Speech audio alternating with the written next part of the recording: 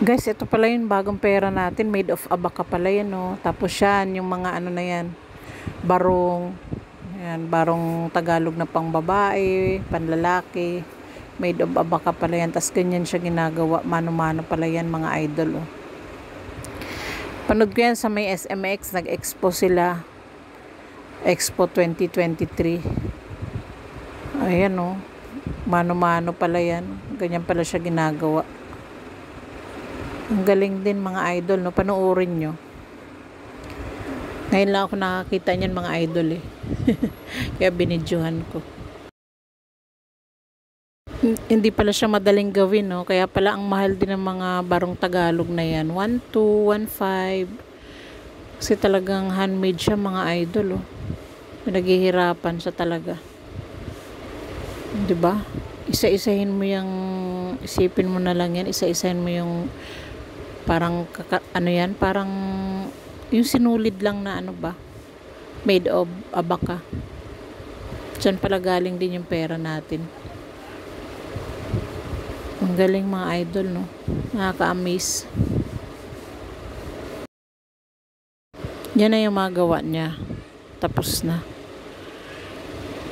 Hindi siguro mainit yan, no? Hindi pa ako nakatry ng ano, damit na made of abaca, eh. Tingin nyo, mga idol, comment lang kayo dyan kung mainit ba o hindi. Ano, Filipino tayo pero hindi ako nakasuot ng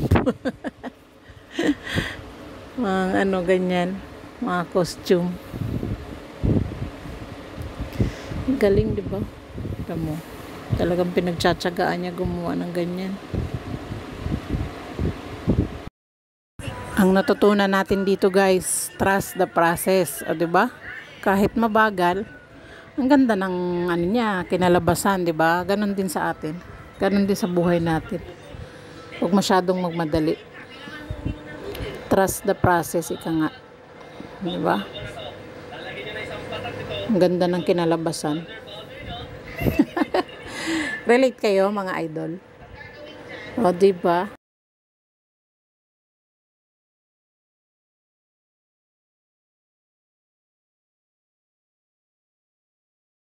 Tapos umikot-ikot ako, mga idol. Ayan, maraming nanonood, may mga nakatayo.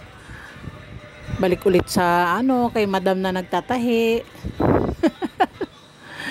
Ayan yung mga natahi niya, yung mga nakahanger dyan. Ayan, maraming mga nag-exhibit dyan, mga idol.